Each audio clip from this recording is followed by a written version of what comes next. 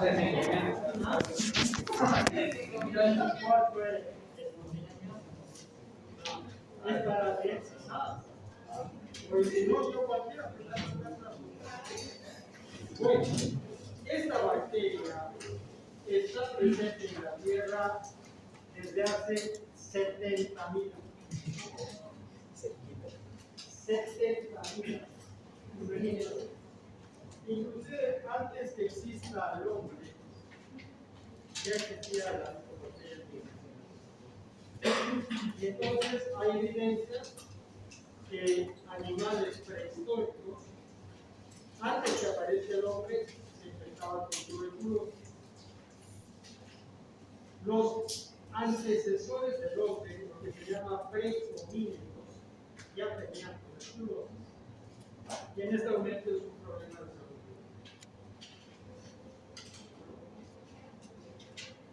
Nosotros vivimos en un continente altamente enfermoso. ¿Eso qué quiere decir? Que una persona de cada 4 en este curso está infectada con la viruela.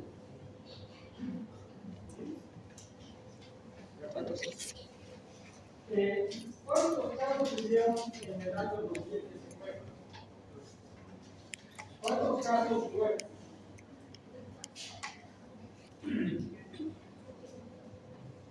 10 millones. Ese fue el dato de los casos de los accidentes. ¿Cuántos murieron?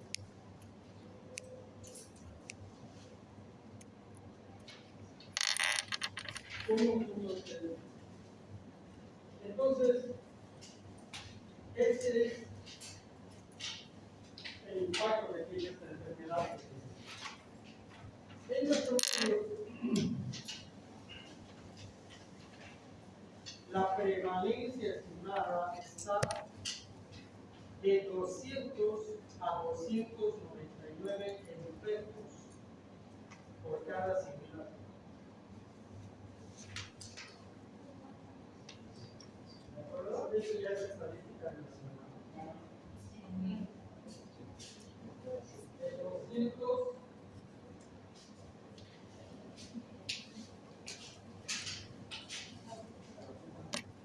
a 299 por cada 100.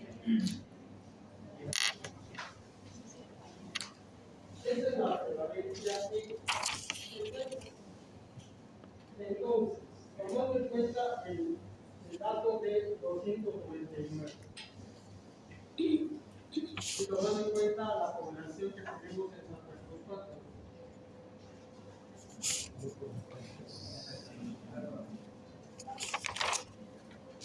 ¿cuántas personas viven en este departamento? 4 millones. ¿Dónde viven, chicos?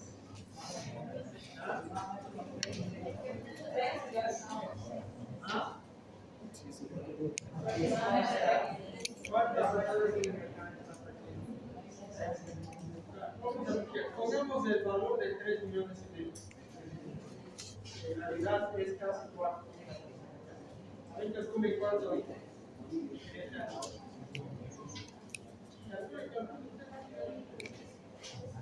Yo voy a hacer matemáticas, evidencia va a ser. ¿Ah? Más fuerte. ¿Ah? No les quiero. ¿Es cierto? ¿O no necesitan de hacer el cálculo? Son 200 por cada 100. Ese es cada millón. Hizo el cálculo. Ese es el resultado. ¿Cuánto? 100.000. A ver, revisa. Haga los números de la. Vamos a ver si se acuerdan del ciclo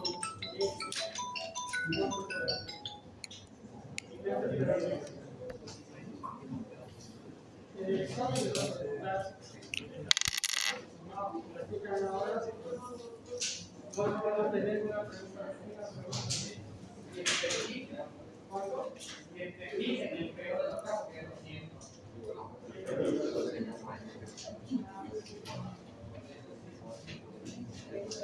¿Con qué población total acá? 5 millones, pero tomando el valor mínimo. 5 millones. 3.5. Ya, con 3.5 y este valor. ¿Cuánto sale? 10.400. ¿A usted cuánto le toca?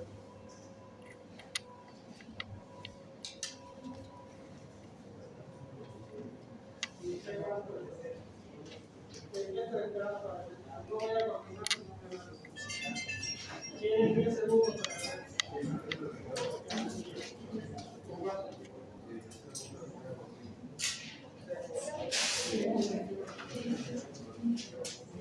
¿Cuál es tu nombre?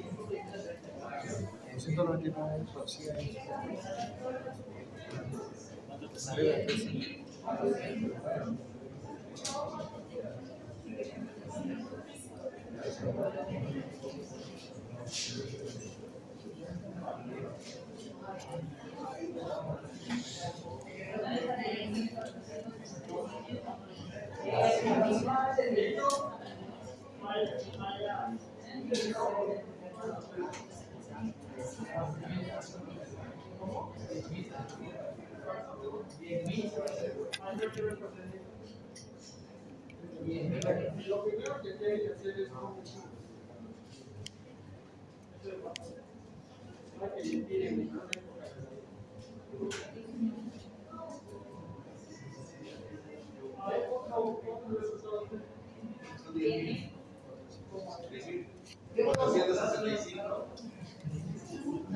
Profesor, 10.465.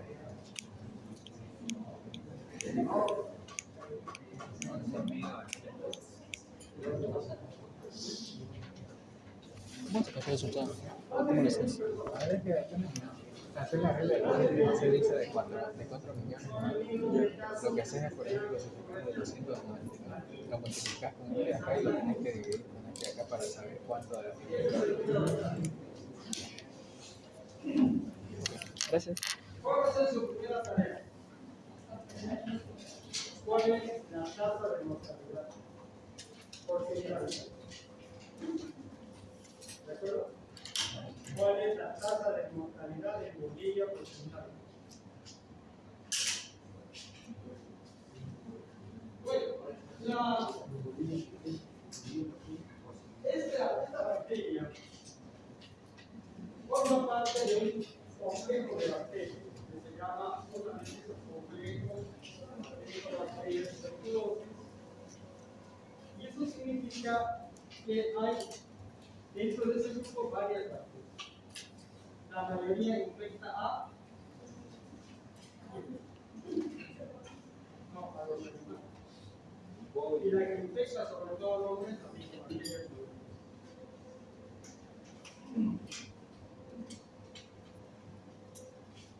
El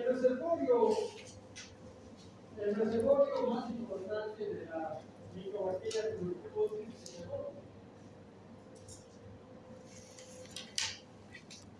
es el hombre infectado o el hombre enfermo. ¿Cuál de los dos?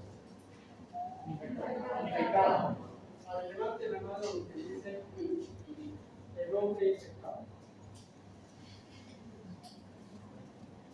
Muy bien. Ahora digan, levante la mano los que dicen el hombre enfermo. Pero yo no sé cómo van a probar.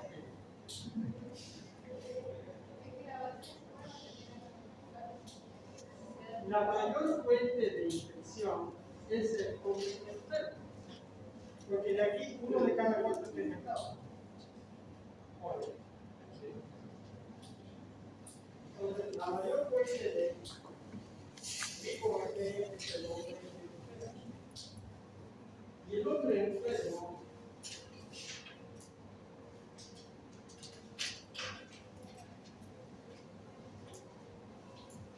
elimina esa cantidad de bacterias. Cada vez que tose, cada vez que estornuda, que grita, que habla, que canta, elimina esa cantidad de bacterias. 3.000 unidades por motores ecológicos positivos. Por lo tanto, se estima que en esa persona que está enferma, hasta que le hacen el diagnóstico, va a enfermar aproximadamente. Entonces, imagínense que alguno de ustedes estuviera enfermo de tuberculosis. Ya sabemos que uno de cada 4 está infectado. Pero si alguno estuviera enfermo aquí, cuando tose, elimina 3.000 gotas que contienen esa bacteria. Y si nadie usa barbijos de alta eficacia, se van a infectar. ¿Este barbijo sirve para prevenir la tuberculosis? No. Este barbijo sirve para prevenir la infección por gotas grandes, pero no las gotas grandes. Entonces, la fuente de infección es un enfermo. ¿De acuerdo? Entonces, las partículas que son de menos de 10 micras penetran en el sistema respiratorio. Muchas quedan atrapadas en la vía aérea superior, pero un porcentaje importante llega al alveolo. Llegando al alveolo, se pone en contacto con todas las estructuras que forman parte del alveolo. Una de ellas es el macrófago alveolar pulmonar. Y el macrófago alveolar pulmonar primero se adhiere y después lo padece. La bacteria tiene muchos genes. ¿Cuántos genes tiene? ¿Cuántos genes tiene? ¿Cuántos genes tiene la bacteria?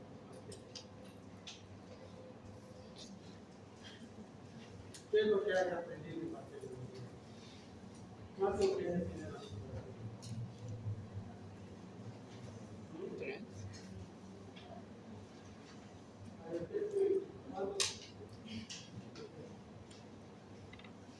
3.000 aproximadamente, pero es normal de 3.000. Entonces, estos 3.000 genes hacen que esta bacteria pequeñita sea una fábrica de mecanismos de proteínas que son mecanismos de adherencia, reproducción y virulencia. Entonces, uno de esas proteínas le permite a la bacteria no ser eliminada cuando está dentro del macrófago. Por lo tanto, utiliza al macrófago como un minibús, un transportador. Y el macrófago lo lleva por todo el organismo. En algunos casos, los macrófagos se reúnen y forman un granuloma y logran eliminar la mitobacteria que está en el centro del organismo, pero no la que está en la periferia o fuera. Entonces, fíjense que la capacidad tan importante que tiene esta bacteria para sobrevivir en el interior del macrófago. Y entonces eso explica por qué apareció 70.000 años antes que el hombre y seguramente se va a mantener cuando el hombre desaparezca. Bueno. Entonces, el lugar primario de infección es el alveolo. Y en el alveolo, el macrófago es el que fagocita y transporta la microbacteria. Esta microbacteria es un bacilo pequeño, 3 micras de largo y estrecho, media micra de ancho. Este bacilo, debido a su composición y su pared celular, que contiene sobre todo ácidos grasos, es resistente a ser teñido y es resistente a perder su tinción. Entonces, cuando logra ser teñido y uno trata de borrar ese color, aplicable al alcohol, no puede. Por eso se llama bacilo ácido alcohol resistente. Pues eso estamos haciendo. Una vez que llega al alcohol, esta célula, como no la puede destruir, convoca a más células y aquí se forma un gránulo. Se hace el macrófago produce muchas citoquinas que convocan al macrófago, más linfocitos, plasmocitos, neutrófilos, etc. Y se forma el gránulo. Y en el centro se logra producir un tejido parecido al queso. Y en ese centro del tejido, la bacteria ingresa. Pero por fuera de esa zona de necrosis, la bacteria permanece. Ahora, el punto primario de inflamación es el pulmón. Pero algunas de estas viajan por el sistema linfático, por el sistema hemático, y entonces se produce una diseminación generalizada.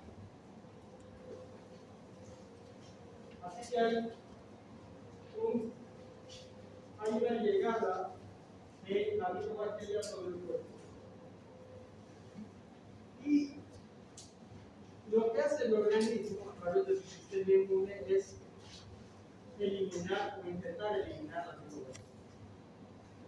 En algunos lugares lo consigue, en otros lugares hay un control parcial y en otros lugares no lo consigue. En los lugares donde logra controlar la enfermedad debido a la respuesta inflamatoria, se consolida acumulando cáncer. Y por lo tanto, cuando uno ve un estudio de imágenes, encuentra calcificación. Eso solamente demuestra que hubo una batalla donde alguien perdió esa batalla y 50-22 fue la microbacteria.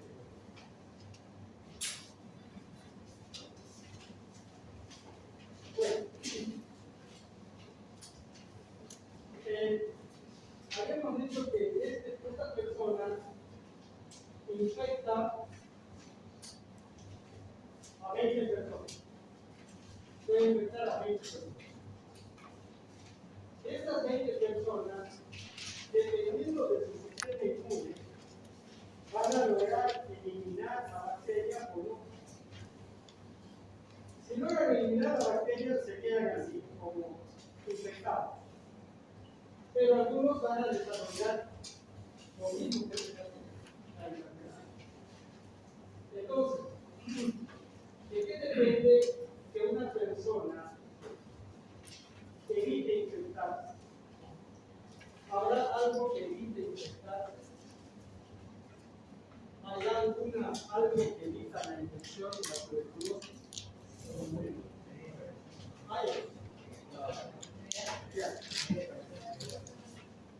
A ver, ¿qué es antes de eso? Háganme cuenta que es el tercer paso. o 15 tienen un minuto para razonar antes de. La vacuna BCG. ¿Habrá alguna medida que prevenga la infección? ¿Ya pensó su respuesta? La ¿Pensó BCG, o no pensó? ¿Seguro? ¿Ya la razonó? la BCG va a protegernos contra la forma grave de tuberculosis, pero ¿Cuál no es mi pregunta? ¿Cuál es la pregunta que tengo? nos va A ver, repito lo que hay una forma de prevenir la infección. Ya, estoy preguntando, ¿hay alguna forma de prevenir la infección? Ahora, respóndame. ¿Hay alguna forma de prevenir la infección? Vacunándonos Ahora, ¿qué? ¿La qué? No, pues yo. Hay una forma de prevenir la infección. ¿Cuál es? El barbijo NN.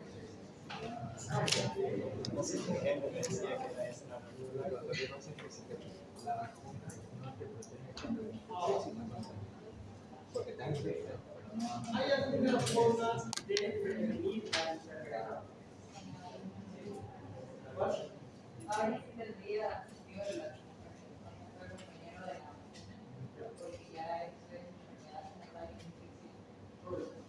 La vacuna sirve para prevenir formas graves de tuberculosis. Eso quiere decir que la tuberculosis común no la tenemos. En otras palabras, después de tantos años de estudiar la bacteria, ¿estamos bien parados para evitar la enfermedad? No. No hay una forma efectiva de prevención, a no ser que todos usen la vacuna de COVID. Y la vacuna no evita la enfermedad. Lo que evita la vacuna es formas graves de tuberculosis. ¿Cuáles son? Meningitis tuberculosa y tuberculosis inicia. Bueno, habiendo aclarado eso, hablamos de la tuberculosis. La tuberculosis, en su mayor porcentaje, es pulmonar. Vamos a decir aproximadamente 90%. Porque esa es la vía de entrada. Y por lo tanto, la primera afectación siempre es pulmonar. Después se produce la diseminación y puede aparecer tuberculosis extra. Pero el órgano más dañado siempre es el pulmón.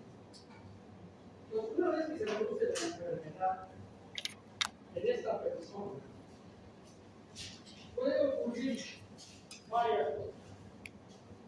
Puede ocurrir que la persona tenga vaciloscopía positiva o cultivo positivo. Puede ocurrir que la persona tenga vaciloscopía negativa o cultivo negativo. Mejor dicho, cultivo positivo. Esas son las dos. ¿De qué depende que los pacientes con tuberculosis no tengan el mismo comportamiento? A ver, pregunta usted acá. ¿De qué depende? De si podría la persona tener enfermedades de base. Por ejemplo, Digamos, una persona con hipertensión arterial, ¿no? O con una persona con VIH, ya, en comparación con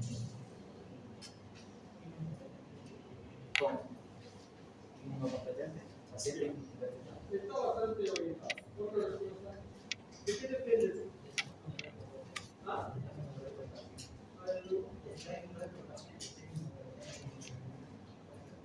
pero más o menos están alrededor de la respuesta correcta. De la calidad de la prueba. Suponemos Suponemos que el técnico es experto en baciloscopía y el bacteriólogo es experto en cultivos. Pero ese es el comportamiento. No todos tienen baciloscopía positiva. La filosofía no se sigue del sentido, está mínimo 3.000 vacilos por ml para que sea positivo, porque la filosofía, el cultivo sale positivo con tan solo 500 ml. Por eso, ¿de qué depende? Eso es lo que estoy preguntando. Entonces, ¿de cuánto llena? ¿Usted se parece a él? ¿En todo? No. ¿En qué se diferencia la parte del papá, de la mamá y todo? Porque no les funciona bien.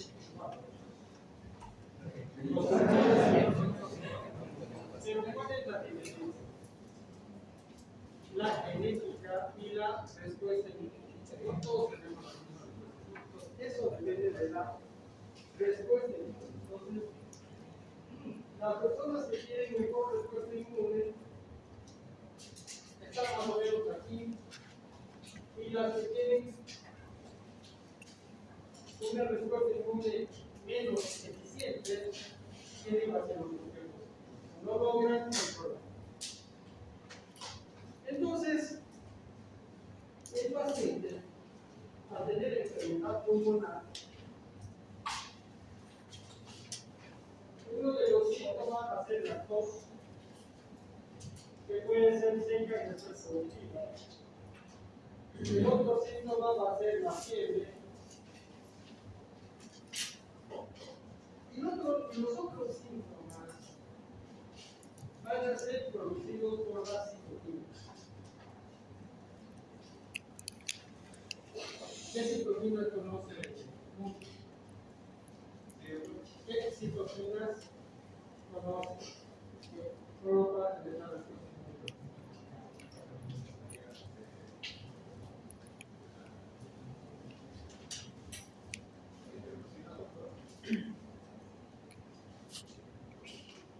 ¿Qué citoquinas conoce que forman parte de la respuesta?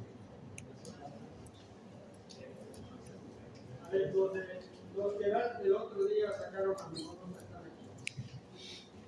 Los que sacaron 14 sobre 15. ¿Están acá o no están? Sí, para acá, aquí la cosa. ¿Ah? Pero, aquí la cosa.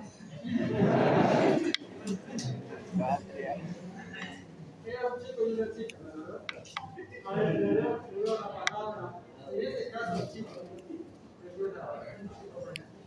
¿Quién es el que sacó 14? ¿Está acá o no está acá? Ustedes sacó.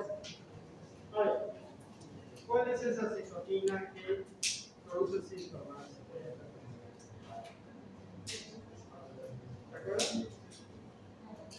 Factor de necrosis tumoral. El factor de necrosis tumoral produce muchos síntomas, pero el predominante, ¿cuál será? ¿Cuál?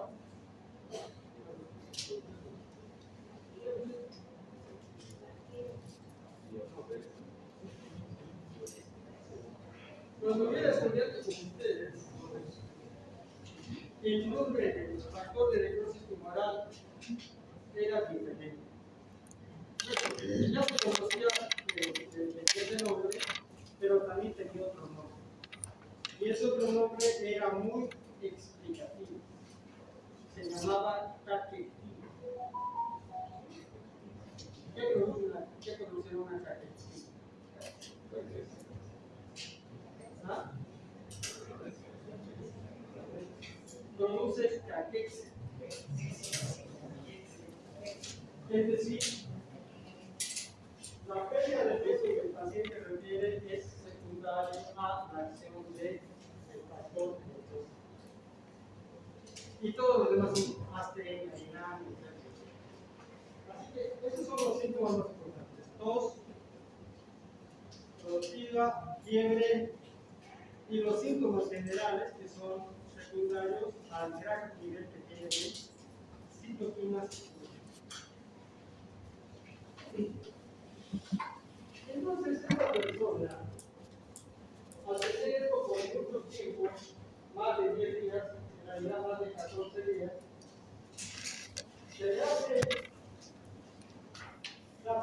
pregunta, ¿qué pregunta tener?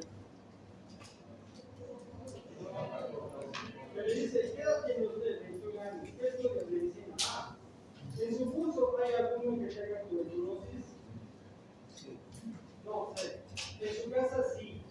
Mi papá. Bueno, ahí está bien. Porque el paciente, ¿qué es lo que dice?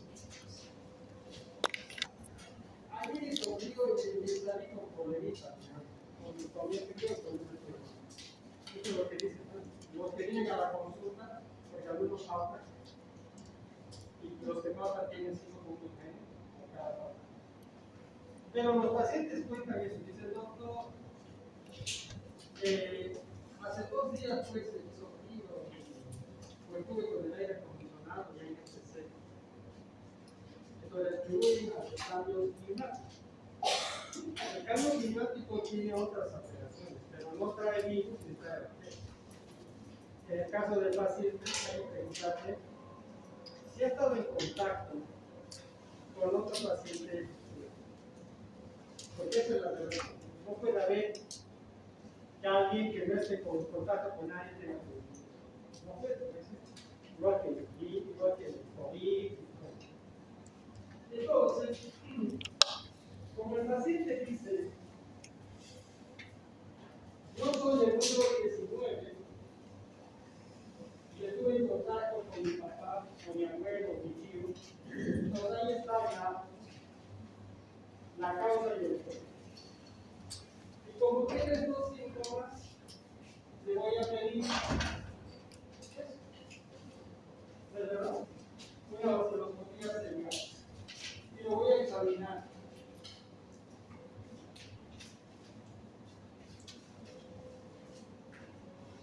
Voy a examinar y puede ser que encuentre signos de inflamación de su pulmón, como puede que no encuentre. ¿De acuerdo? Pero el paciente tiene síntomas, o sea que ya hay un daño en el parénquima pulmonar que puede hacerse evidente o no a la familia. Vamos a suponer que en este lugar encuentro al examen signos de inflamación. ¿A quién le gusta semiología? ¿Cuáles son los buenos?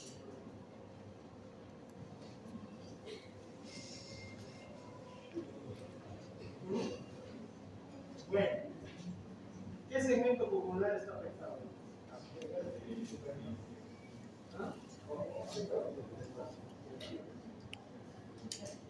¿Qué segmento?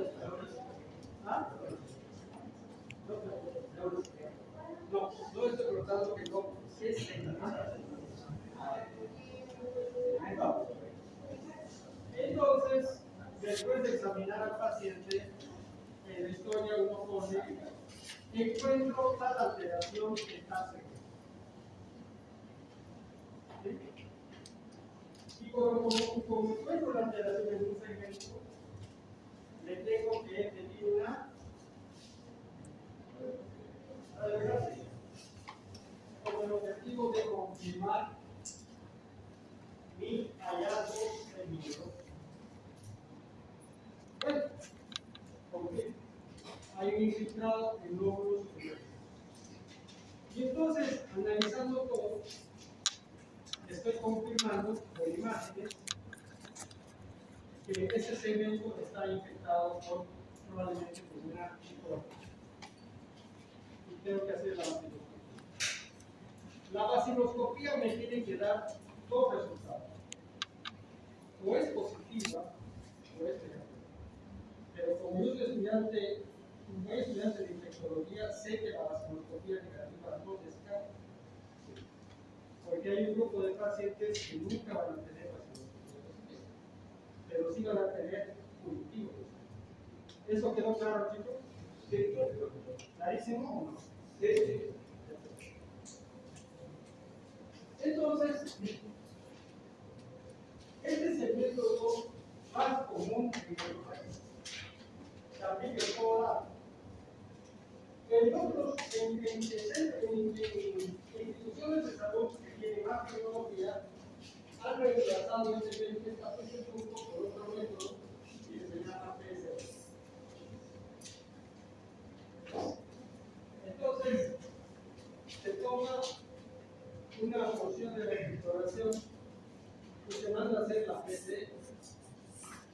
Y la PCR nos va a dar dos informaciones.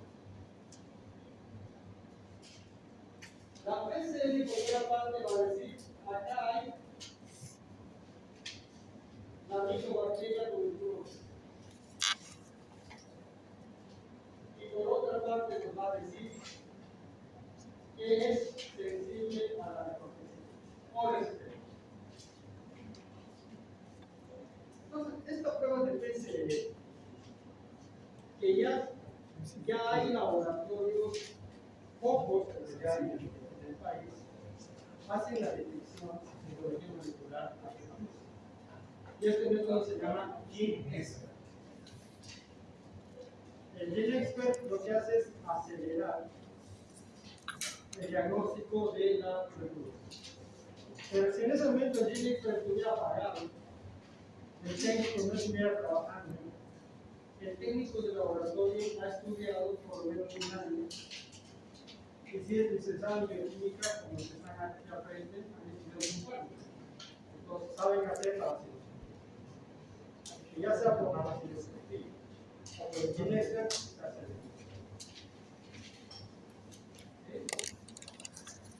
Bueno, entonces, estamos en un centro de salud con funcionamiento de 2 días.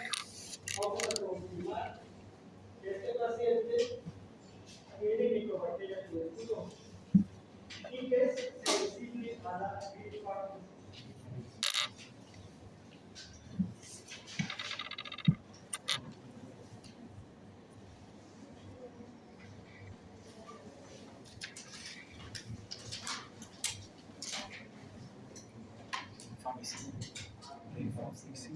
Bueno, entonces, aquí en este punto,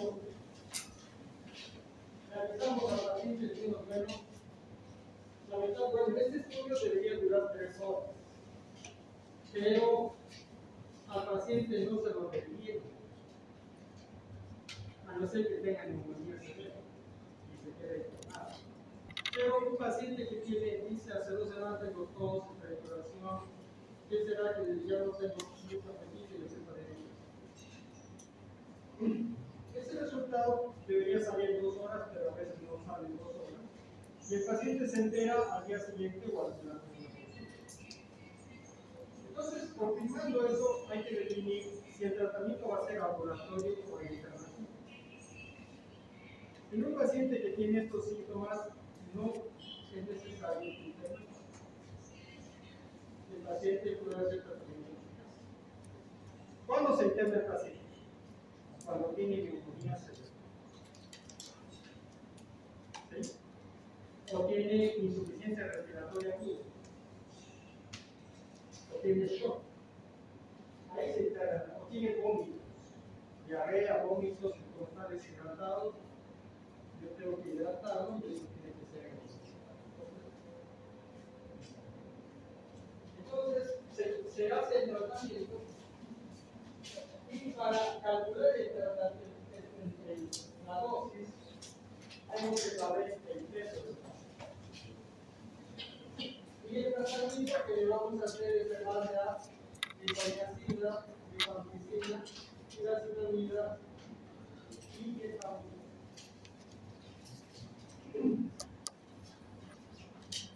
Estos 4 medicamentos hay que administrarlos cada día durante 2 meses. Esos 2 meses se llaman periodo bacteriano.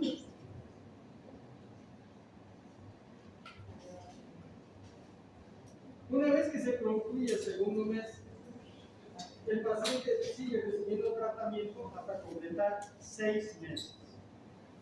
Esos 4 meses se llaman periodo esterilizante. ¿De acuerdo?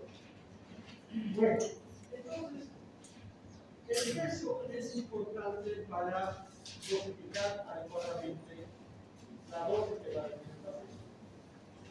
¿Sí? ¿Cuál va a ser la dosis de isoniazid?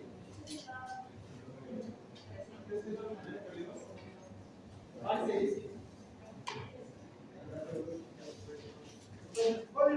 que le vamos a dar disminución. Tarea de investigación. 5 miligramos miligramos. ¿Cuál es la dosis que le vamos a dar? Tarea de investigación. ¿Cuál es la dosis que le vamos a dar de vitamina? Tarea de investigación. Y finalmente, ¿cuál es la dosis que va a recibir el traductor? Tarea de investigación. Esta tarea la voy a empezar a evaluar mañana.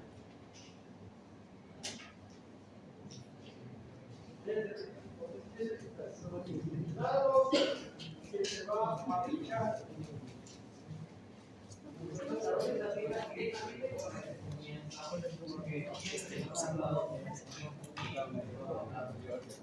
La dosis de entonces, en los primeros 2 meses el paciente recibe las 4 dosis. En los siguientes 4 meses recibe 6.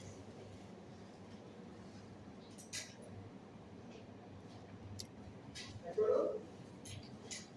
Entonces, la dosis que se calcula es la dosis que va a recibir durante los 6 meses, a no ser que el paciente tenga cambios importantes de peso. ¿Es verdad? Si llegamos del primer mes al segundo mes aumenta 5 kilos, esto hay que ajustar. Por eso uno, cuando viene a la consulta, le pregunta cómo está. Y el paciente dirá, estoy bien, estoy mal, o estoy mejor. No hay lentes opciones. Entonces, según este estudio va manteniendo esa dosis o cambiará según lo que pasa con el eso lo traducimos el periodo primero y el segundo. ¿Sí? Ahora, estas drogas, bueno, todas las drogas son capaces de producir efectos adversos. Eso es explicar a la paciente. No, el paciente tiene que saber que pueden haber efectos adversos. Entonces, el primer tipo del efecto adverso importante es la hepatitis tóxica. Ustedes ya saben cuáles son los síntomas. Pero ese es el grupo en el cual el efecto adverso más importante es monitorear hepatotoxicidad, hepatitis aguda. Y en el otro grupo, en el otro fármaco, el efecto adverso a monitorear es neuritis O. Neuritis O. ¿Qué significa esto?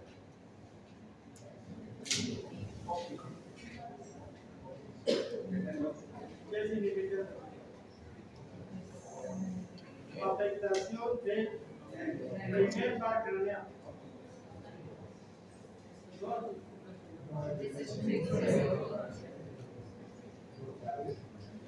Eso quedó claro, chicos. Yo fui la semana anterior de curiosidad, fui al Congreso de Medicina Interna. Y ahí escuché lo que exponen los argentinos y algunas cosas eran interesantes, otras no. Entonces yo les hacía preguntas a los expositores. Y nadie más preguntaba, yo era el único que abría la boca. Todos los demás estaban sí, qué interesante. Presentaciones. Entonces uno tiene que ser crítico. Escuchar y decir está bien o está mal. No porque les diga lo van a hacer todo. El nervio óptico no es el problema. Bueno, entonces, como nuestro paciente tiene el diagnóstico de microvascular, se necesita la rifampicina, pero y este esquema. Hablo de este esquema, más del 90% se van a quedar jugados. ¿Sí? más del 90% de receptor. ¿Cuál es la condicional? Que el paciente tome todo el tiempo. Y hay pacientes que pueden presentar efectos adversos y prolongar su efecto, pero en algunos va a aparecer hipersensibilidad, en otros va a aparecer dispepsia, nada más vamos a ver. Entonces, no es conveniente porque también luego la eficacia. Ahora, está en otro extremo. Tenemos a este paciente receptor, ¿verdad? Y que no se hizo diagnóstico. Por lo tanto, no tiene tratamiento. ¿Cuál va a ser su pronóstico? En ese paciente con tuberculosis activa, sin tratamiento, ¿cuál es su pronóstico?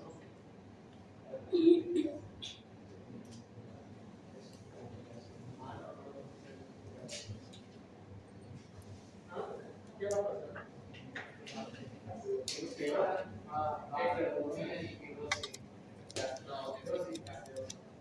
Bueno, todos van a ser el pronóstico. Pero ¿cuál es el pronóstico?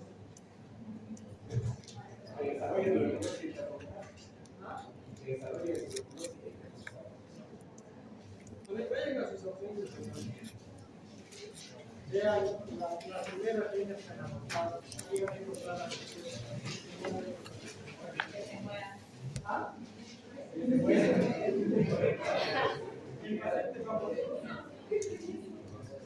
Si el paciente no toma el tratamiento, el 30% muere en primer. Aparte de infectar a mucha gente, el 30% de ellos mueren.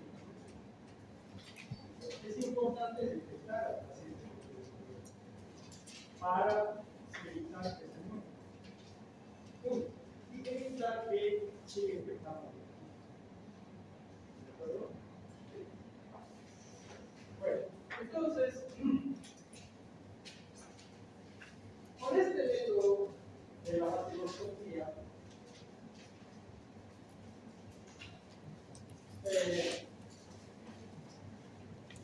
lo que se hacía antes era colocar la primera vez en un mes, el primer mes, cuatro meses, cinco meses.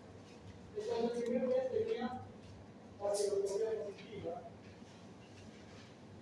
pero si empezaba el tratamiento, la mitad se volvían, o sea, negativizados los resultados.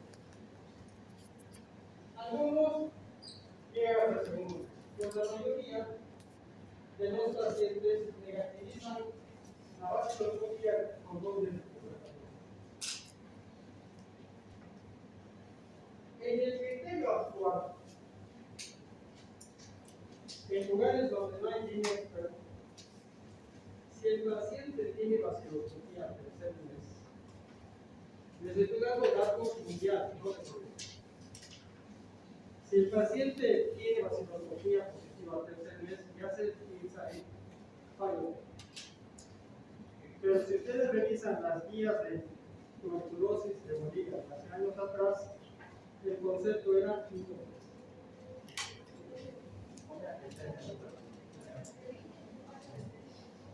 ¿Entendieron, chicos, o no? ¿Qué parte no entendieron? Si yo estoy en el año 1980, donde no hay Ginextra, tengo que hacer vaciloscopía cada mes a mi paciente. Y en la mayoría de los casos, a las 2 semanas va a negativizar. Pero si sigue positivo el primer mes, no me preocupo. Un porcentaje va a seguir positivo al segundo mes. Al tercer mes ya debería ser. Si es positivo, crea que impresionar para el control. ¿De acuerdo? Pero en las guías hasta el año 2010 nacionales, el concepto de fallo terapéutico era vaciloscopía positiva al quinto mes. Por eso digo, se dieron criterios internacionales nacional. Tercer reto que nos toque continuar que pensar en pero, como actualmente tenemos PCL, se le hace PCR, ¿no? En la primera PCR ya tenemos dos información, que es sensible y que es tuberculosa. Entonces yo puedo hacer una PCR al segundo mes para ver si hay no, si ya no hay eliminación de la bacteria. Pero ese es el motivo. ¿De acuerdo, chicos? ¿Sí?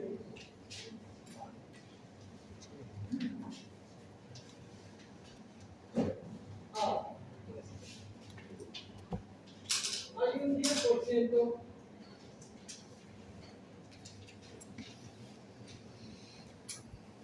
que tienen tuberculosis fuera del pulmón. ¿Y dónde aparece eso? En los ganglios, en la pleura, en el aparato génico urinario, en el área osteocelular, en las meninges. A eso se llama tuberculosis extra. ¿De acuerdo? En la tuberculosis extrapulmonar, el diagnóstico es más complicado, porque el paciente no tiene vasopresinoterapia positiva generalmente. Entonces, lo que hay que hacer es una biopsia del ganglio, de la pleura, del pericardio, de la sinovial, del hueso, del endometrio, del epidídimo, y hacer un estudio de líquido cefalorraquídeo, no se puede hacer de entonces, ahí radica la dificultad en diagnosticar la tuberculosis extrapulmonar.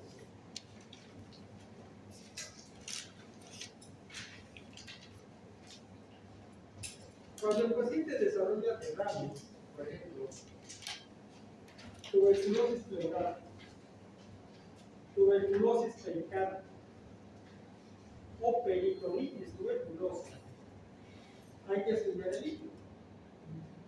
Entonces, se hace la punción, se toma una porción de líquido y se hace un estudio citoquímico. En el estudio citoquímico, al ver el conteo de glóbulos blancos, el nivel de glucosa, el nivel de proteínas, uno ya asume que ese líquido es un exudado. O dice que ese líquido es un trasudado. Pero además de eso, ese líquido nos sirve para hacer acidoscopía, cultivo, y también nos sirve para hacer PCR. Por eso entonces, en tuberculosis pulmonar hay que hacer un procedimiento de eso. Hay que tomar una biopsia de eso. ¿Cómo es el tratamiento? Igual. Bueno, hemos dicho que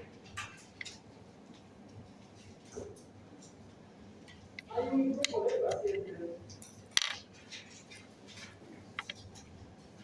que no tienen síntomas y por lo tanto su acidoscopía es negativa. Y como no tienen síntomas, nadie les hace cultivo. ¿De acuerdo? Pero este paciente ha estado en contacto con otro que elimina la vacilación. Entonces, esa persona que estamos analizando tiene la bacteria en su cuerpo, pero no tiene síntomas. ¿Sí? En otras palabras, está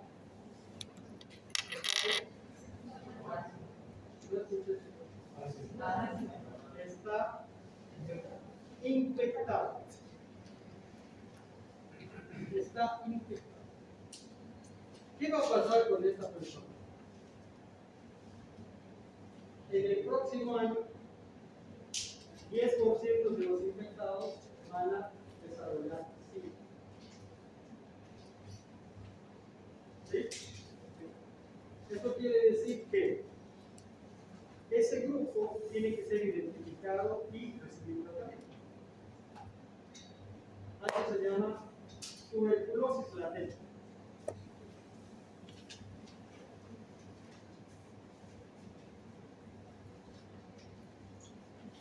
Este paciente tiene tuberculosis latente.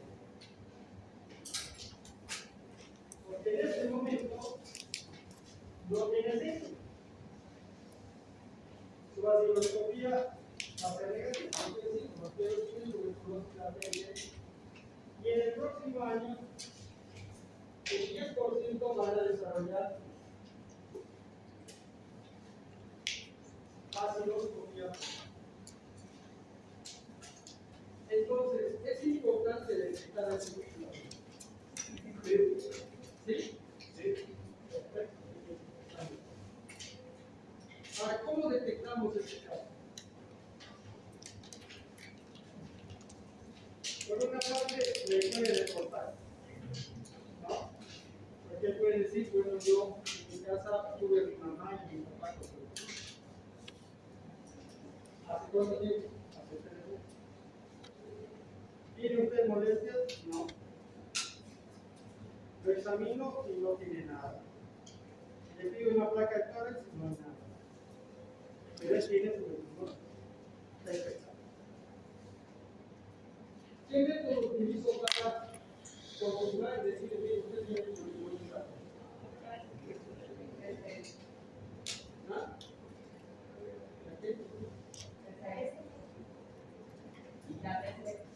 ¿Qué? PCR, ¿no? La prueba de la PPD.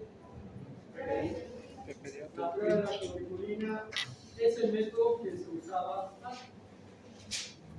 ¿De acuerdo? La PPD. Pues si la PPD daba positiva, se decía, usted, como habíamos supuesto, tiene tuberculosis latente.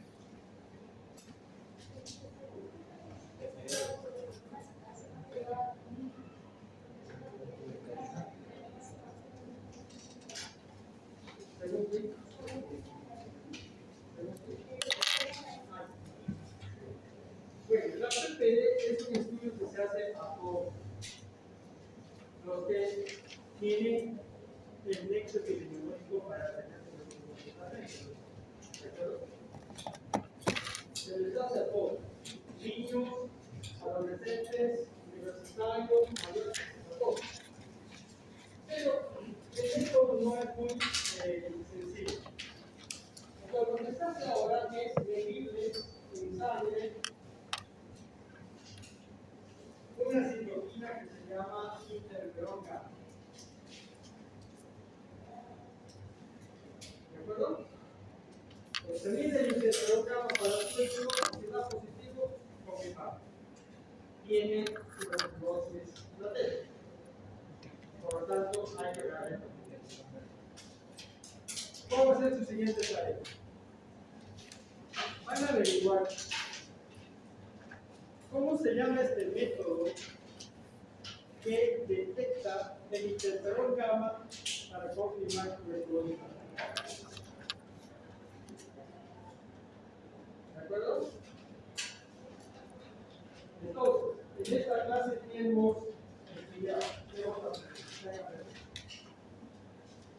la historia de la tuberculosis, la epidemiología de la tuberculosis, el mecanismo de infección, las formas clínicas, tratamiento, monitoreo del tratamiento y cómo se diagnostica un grupo especial que se llama tuberculosis latente. ¿Sí? De esa manera se logra explorar. ¿Hay otra cosa? Todavía no hemos terminado, pero no preparen su escape. La puerta está cerrada. No sé quién hacerlo. Sí, ¿verdad? Sí, salimos.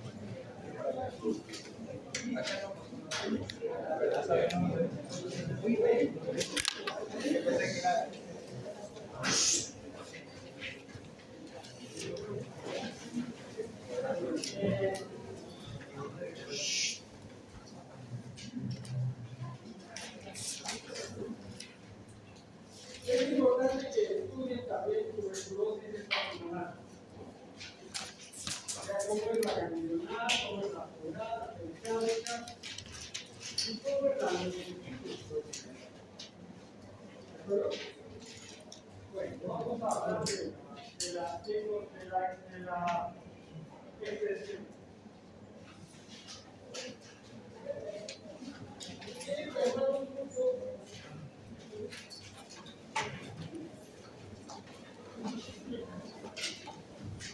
Que va a coordinar el tema de carpas, mesas, sillas. ¿De acuerdo? Este es el grupo. Vamos a llamar el grupo A.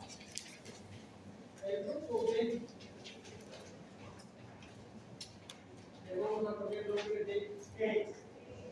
Porque hay que tramitar un medidor.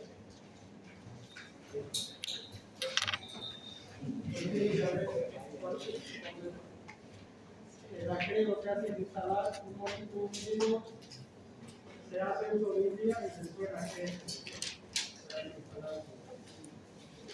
Hay que instalar un mínimo. El otro grupo, el grupo 6, es el que va a tener como objetivo organizar el programa. ¿De acuerdo? El programa de la actividad. El programa de la actividad, porque la feria va a durar por lo menos 3 horas. Digamos que empieza a las 12 y termina a las 6, son 4 horas.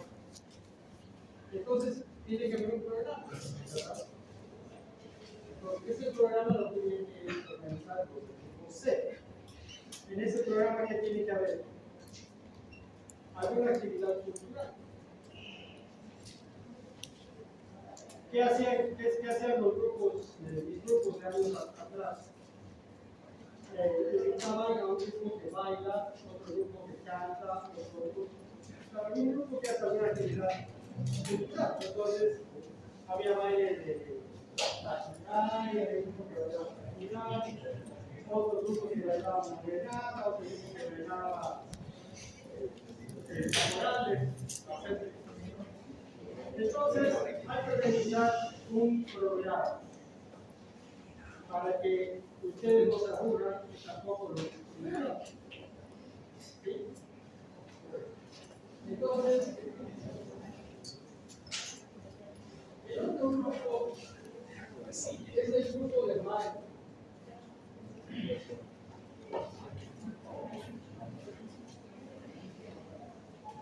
Ese grupo tiene que invitar a la gente.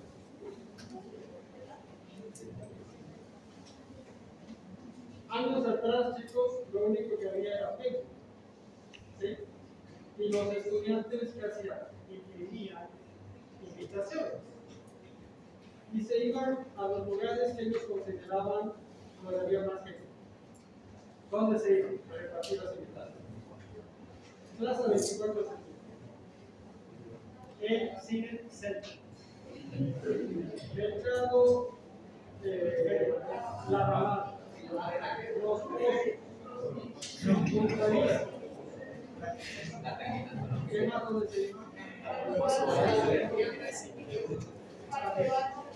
Entonces, en esa época, años atrás, los lugares de concurrencia masiva eran esos lugares y los chicos iban a invitar a la población para que asista. Hoy día ya no hay necesidad de hacer eso.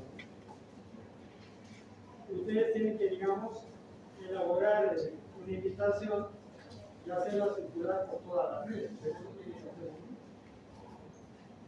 ¿Entienden, chicos? Entonces, esos grupos tienen que formarse. Un grupo que se encargue de que haya carpas, mesas y sillas de día para que ustedes puedan presentar su trabajo. El grupo que nos asegure la energía eléctrica. ¿Y aquí cuántos grupos más?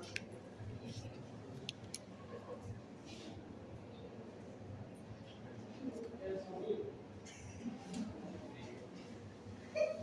Sin sonido no se puede hacer una acuerdo, chicos? ¿Sí?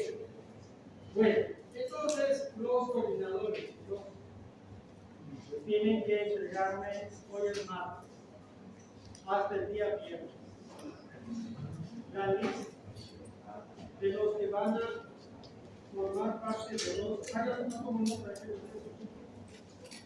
sí, ya notaron aquello, pero voy a borrar. Voy a borrar aquí. El grupo A tiene el objetivo de asegurarse que todo lo que es movilidad. Grupo B, creo. Grupo C, seguridad. Grupo D, marketing. Y el otro grupo, entonces, todos deberían estar desempeñándose en cada grupo.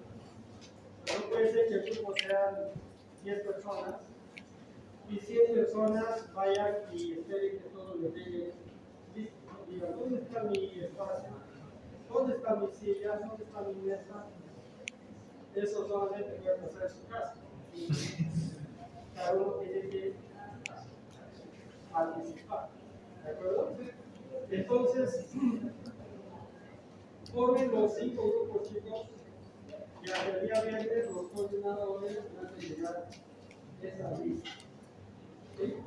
Yo voy a hacer una carta, a ver si final también con esto de carrera, para que pidamos a la alcaldía que nos otorgue permiso para usar la manzana 1. La manzana 1 la vamos a usar para la feria de patícitos y para la feria de VIH. Algo más que les quería comentar. Para la feria de VIH, ustedes ya están empezando a estrenarse. Vamos. Tienen que participar de la maratón. Para la feria de la maratón, hay que pedir a la Policía Nacional que nos brinde seguridad en el trayecto. El trayecto son ¿cuántos kilómetros? 5 kilómetros.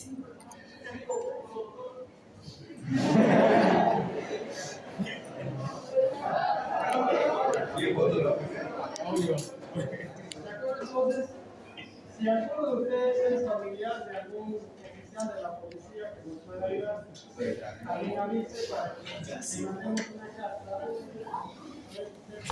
Dos cosas. Uno, el grupo B también se encargaría de las normas de corriente, los alrededores para llegar a cada puesto.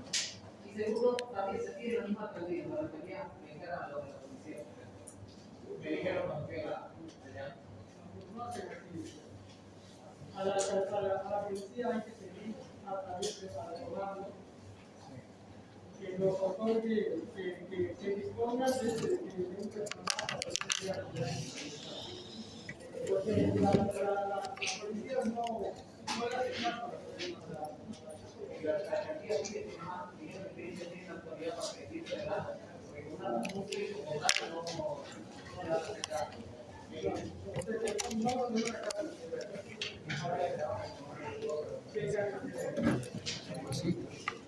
Preguntarle entonces a quién hay que escribir la carta para que nos brinde esta libertad que vamos a hacer.